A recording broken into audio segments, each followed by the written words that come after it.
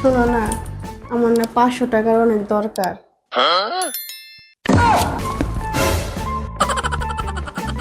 তুমি বেতন পাও, তারপর তোমাকে দিয়ে দিব। কি ব্যাপার, মুখ আপনি পেশার মতো করে রাখছো কি লিগে? হ্যাঁ, বললাম না দিয়ে দিব।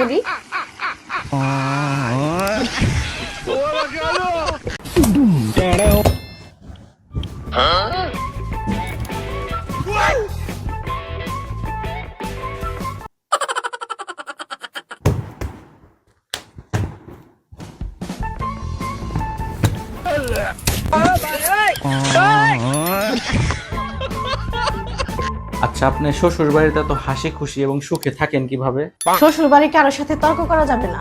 কেউ যদি বলে যে হাতে আকাশে উড়ে, তাহলে তার সাথে মিল করে ওটাই বলতে হবে যে হ্যাঁ, হাতে আকাশে উড়ে। আজকে সকালেও একটা হাতি উড়ে আমার জানলার পাশে এসে বসছে। শোনো, সবসময় একটা কথা মাথায় রাখবা, বউ হচ্ছে এই বাল্বের মতো, লাইটের মতো, বুঝছো? সংসারকে সবসময় আলো করে। তাহলে এরকম আরেকটা বাল্ব নিয়ে আসি, বেশি আলো দিবে।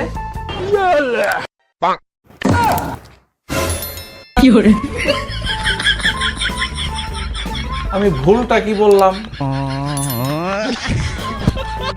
ওই গো, তোমার হয়েছে? ও, তুমি তো আবার আটা মাখতাছ। আটা ময়দা মাখা তো শেষ হয় নাই।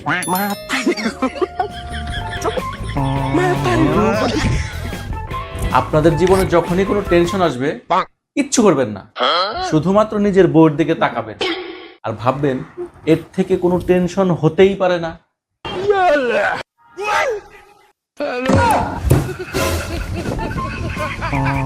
দেখছেন, এটাও একটা টেনশন।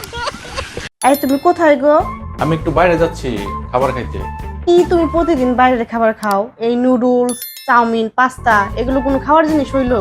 আরে আমি তো সিঙ্গেল মানুষ, বুঝলা না, আমাকে কে রান্না করে খাওয়াবে? আমাদের বিয়ের পরে দেখবা আমি তোমাকে নিজের হাতে মজার মজার খাবার রান্না করে খাওয়াবো। সত্যি? আচ্ছা আচ্ছা, ঠিক আছে। One eternity later. অনেক ক্ষুধা লাগছে, কিছু রান্না করে দিবা, খাইতাম, ক্ষুধা লাগছে। এই পাইছো কি? সারাটা দিন একটু শুধু এগুলাই খাওয়া লাগবে। যারা তাদের স্বামীকে মুখের উপর জবাব দেয় এবং অসম্মানজনক ভাবে তুই তুই করে কথা বলে, তারা পরবর্তী জন্মে কুকুরি রূপে জন্ম নেয়।